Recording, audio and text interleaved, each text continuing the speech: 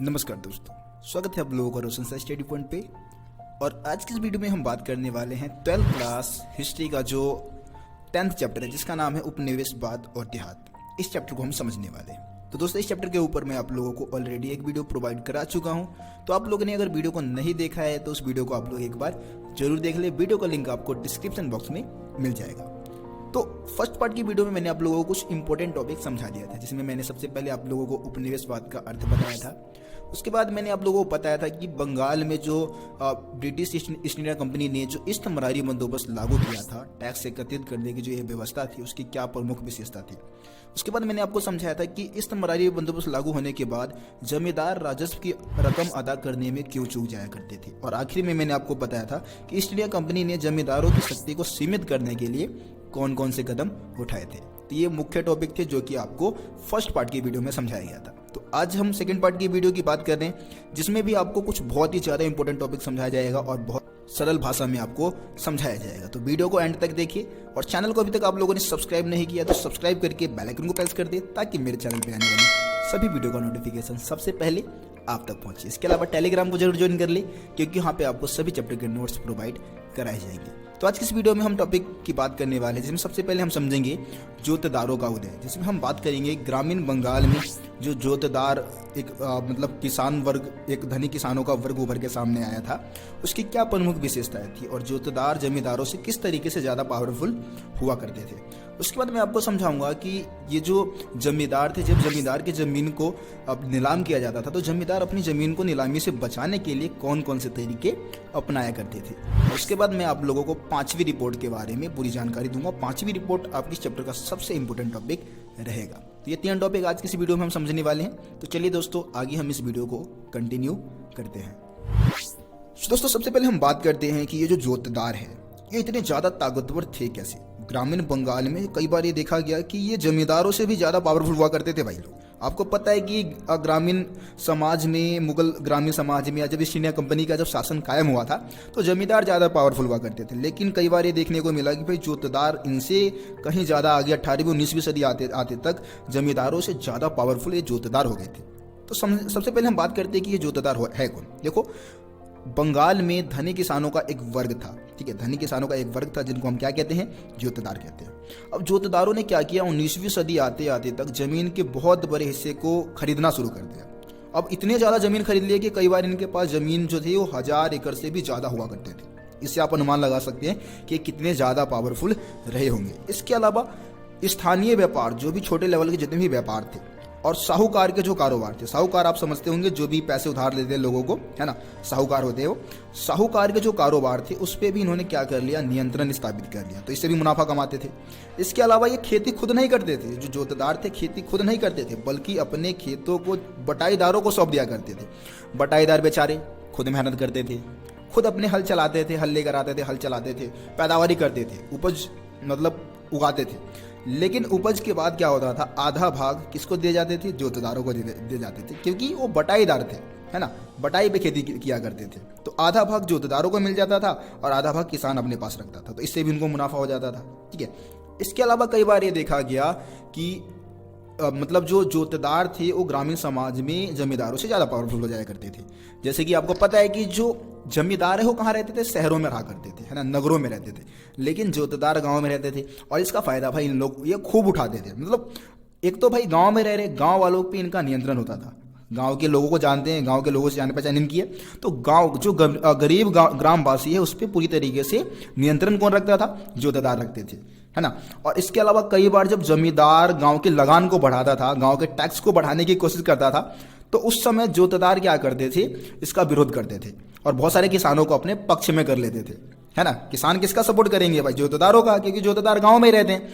तो इसका फायदा क्या होता था कि जोतदार एक तरीके से जमींदार को किसानों से टैक्स नहीं लेने देता था। अब जब किसानों से टैक्स जो जमींदार नहीं ले पा रहा है, तो आगे कंपनी को जमींदार टैक्स नहीं दे पाता था, और इस सूरत में जमींदार की जमीन को नीलाम कर दिया जाता था। और इसका भी भरपूर फायदा उठाते थे जोतदार। जब जमींदार की जमीन को नीलाम किया जाता था, तो उस समय जोतदार भर के पेटी लेके जाते थे, है ना, पेटी के पेटी पैसे भर के लेके जाते थे, और नीलामी के दौरान ऊंची ऊंची बोली लगा के जमींदारों की जमीन को खरीद लेते थे, और इससे और ज्यादा अमीर हो जाया करते थे। है ना, जमींदार ही बन गए भाई। इतने ज़्यादा ज़मीन होते थे कि वो अब जोतेदार नहीं रहे बल्कि जमींदार बन गए। तो इससे ग्रामीण समाज में जो जोतदार थी एक ताकतवर हस्ती बन के उभर के सामने आई। तो बहुत ही इंपॉर्टेंट टॉपिक था ये, और आपके एग्जाम में आने के पूरे पूरे चांस है इस टॉपिक के। ठीक है, आगे बढ़ते हम। दोस्तों, अब हम बात करते हैं कि जब जमींदार के ज़मीन को जब नीलाम किया जाता था तो नीलामी के दौरान जमींदार अपनी ज़मीन को बचाने के लिए कौन कौन से हथकंडे अपनाते थे, यानी कि कौन कौन से ऐसे तरीके अपनाते थे जिससे कि अपने ज़मीन को नीलामी से वो बचा लेते थे। तो देखिए दोस्तों, यहाँ पे एनसीईआरटी का एक टॉपिक है जमींदारों की ओर से प्रतिरोध। उस टॉपिक से यहाँ से मैं पॉइंट ले रहा हूँ। तो आप लोग अगर एनसीईआरटी बुक को रीड करते हैं तो वहाँ पे सभी पॉइंट्स आपको मिल जाएगा, आप उसमें मिला भी सकते हैं। ठीक है, तो इस जमींदार अपनी ज़मीन को नीलामी से बचाने के लिए सबसे पहली जो नीति अपनाते थे वो था फर्जी बिक्री का सहारा लेते थे। फर्जी बिक्री में क्या होता था कि जमींदार अपने ही एजेंट, जब नीलामी होती थी उनकी ज़मीन को जब बोली लगाई जाती थी तो उस बोली के दौरान, नीलामी के दौरान जमींदार क्या करते थे, अपने ही एजेंट लोगों को नीलामी में पैसे बोली लगाने के लिए भेज दिया करते थे। ठीक है, अब उनके एजेंट क्या करते थे, ऊंची ऊंची बोली लगाते थे और एंड में जब जो रकम, जो ऊंची बोली लगाई गई है, जो रकम एंड में जो लगाई गई है नीलामी की, वो रकम अदा नहीं करते थे, मतलब रकम देने से इनकार कर देते थे, जिस कारण ईस्ट इंडिया कंपनी को दोबारा से उस जमीन को नीलाम करना होता था। अब जब दोबारा से नीलाम किया जाता था तो उसी पुराने जिस जमींदार की जमीन को नीलाम किया जा रहा है वही जमींदार क्या करता था, दोबारा से ही अपने ही एजेंट को भेज दिया करता था। अब उसके जो एजेंट लोग हैं, उसके जो नौकर चाकर है, वो फिर से क्या करते थे, ऊंची ऊंची बोली लगाया, जमीन को खरीद लिया और जो रकम है उसको अदा नहीं किया। तो इससे ईस्ट इंडिया कंपनी को फिर से भाई दोबारा से क्या करना होगा, फिर दोबारा तिबारा, मतलब हर बार यही तरीका होता था। इसको बोलते हैं फर्जी बिक्री। बार बार जमींदार के ही जो नौकर चाकर है या जो एजेंट है वही बोली में जाते थे और ऊंची ऊंची बोली लगा के जमीन को खरीदते थे और जो रकम जो है उसको अदा नहीं करते थे। तो इस कारण ईस्ट इंडिया कंपनी आखिर में थक जाती थी, बोली लगाते लगाते ईस्ट इंडिया कंपनी थक जाती थी और एंड में क्या होता था कि थक हार के ईस्ट इंडिया कंपनी क्या करती थी, पुराने जमींदार को ही उस जमीन को उसी कीमत पे, सस्ती कीमत पे, सस्ते दाम पे सौंप दिया करती थी। तो एक तरीका तो ये हो गया भाई, फर्जी बिक्री का सहारा ले लिया।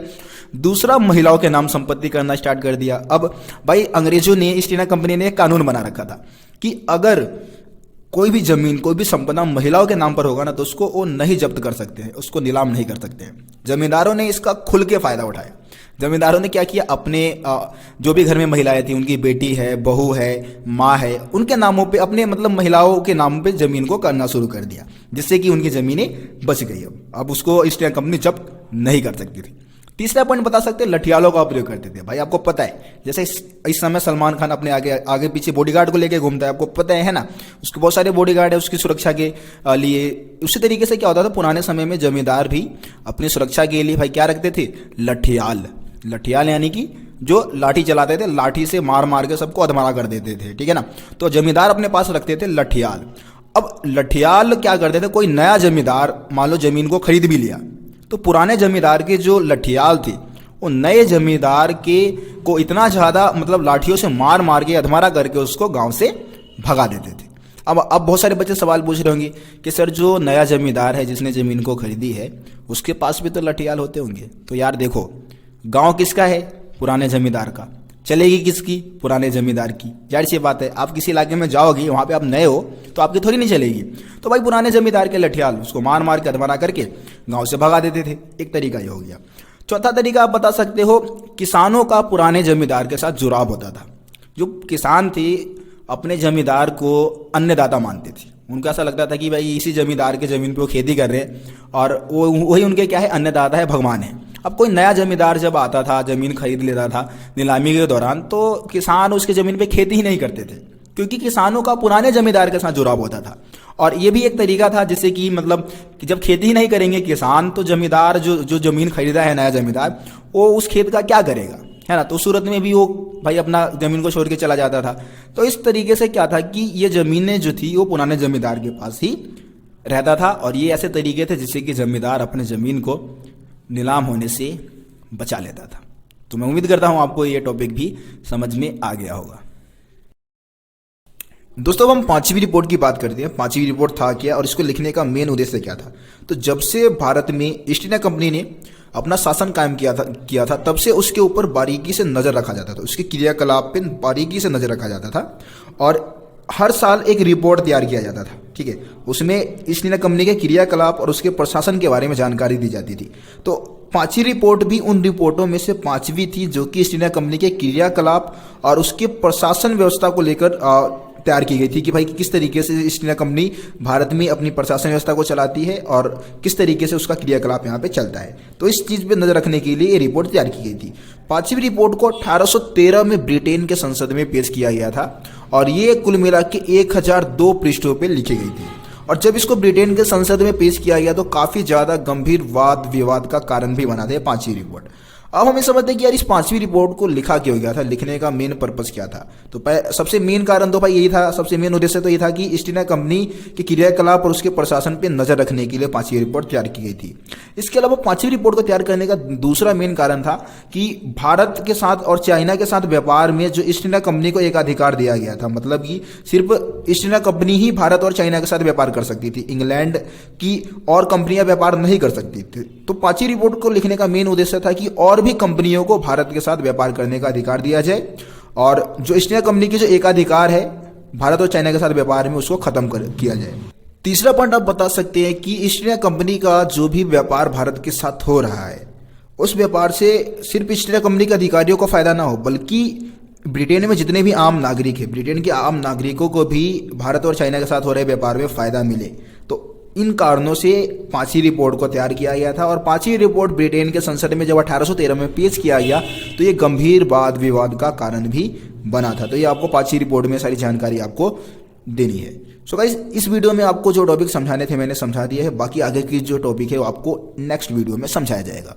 तो आप लोगों ने यार चैनल को सब्सक्राइब नहीं किया तो यार जल्दी से सब्सक्राइब करो और वीडियो को यार ज़्यादा से ज़्यादा शेयर कर दो, अपने दोस्तों के ग्रुप में, अपने स्कूल के ग्रुप में शेयर कर दो, ताकि यार चैनल थोड़ा और ज़्यादा आगे बढ़ सके। और आप लोगों का इस तरीके से सपोर्ट अगर बना रहेगा तो बाकी में ये चैनल काफ़ी ज़्यादा आगे जाएगा। तो यार वीडियो को शेयर जरूर कर दें आप। तो चलिए दोस्तों, मिलते हैं फिर आप लोगों से अगली वीडियो में। तब तक के लिए जय हिंद, जय भारत, अपना ख्याल रखिए।